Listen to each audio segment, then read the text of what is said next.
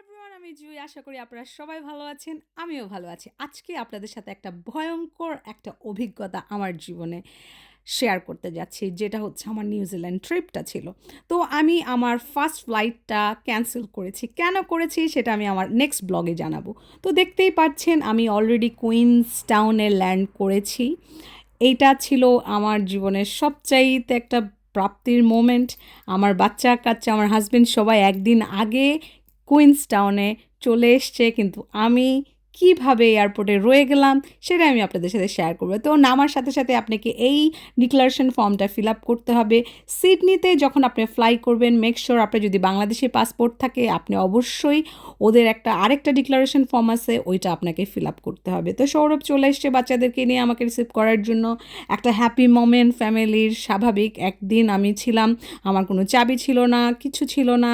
তো আমি কোনোভাবে আমার এক আন্টি ছিল, আমার এক ফ্রেন্ড বৃষ্টি, ওদের বাসায় ছিলাম।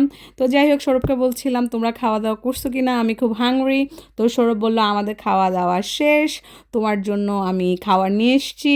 তো আমাকে খাবারটা দেখাচ্ছিল যে হ্যাঁ এটাই আপাতত খাও আনটিল বাসাতে যাওয়া পর্যন্ত। আমরা ওখানে একটা এয়ারবিএনবিতে একটা 3 বেডরুমের বাসা আমরা বুক করেছিলাম যতদিন থাকবো ওই দিন পর্যন্ত। তো দেখতেই পাচ্ছেন এত সুন্দর, এটা ঠিক ল্যান্ডিংয়ের আগ মুহূর্তে আমার ভিডিও করা। মনে হচ্ছিল ক্লাউডগুলো আমাকে ওয়েলকাম জানাচ্ছিল যে ওয়েলকাম টু কুইন্সটাউন। যদিও this is my second time, আমার মনে হয় আমি আরও কয়েকবার যেতে পারি। যেহেতু যেই দেশটা আমার খুব ভালো লাগে, খুব পছন্দের, আমি সেই দেশটা আমার নেক্সট ট্রাভেল লিস্টে আবার রেখে দেই। তো যাই হোক আপনারা নিউজিল্যান্ডে আসার আগে সবচাইতে প্রথম যে জিনিসটা মাথায় রাখতে হবে সেটা হচ্ছে অ্যাকোমোডেশন। কারণ অ্যাকোমোডেশন এতই এক্সপেন্সিভ, যদি আপনি আগে থেকে বুকিং দিয়ে না রাখেন তাহলে আসলেই একটু ডিফিকাল্ট হয়। আর আরেকটা জিনিস সেটা হচ্ছে ফুড, যেটা আমি অনেকবার ফেস করেছি যেহেতু বাচ্চা কাচ্চা নিয়ে আমাদের ট্রাবল। আর যারা সিঙ্গেল কাপল আছেন ওদের ব্যাপারটা একটু ডিফারেন্ট, যেহেতু যে কোনো জায়গায় খেয়ে নেওয়া যায়।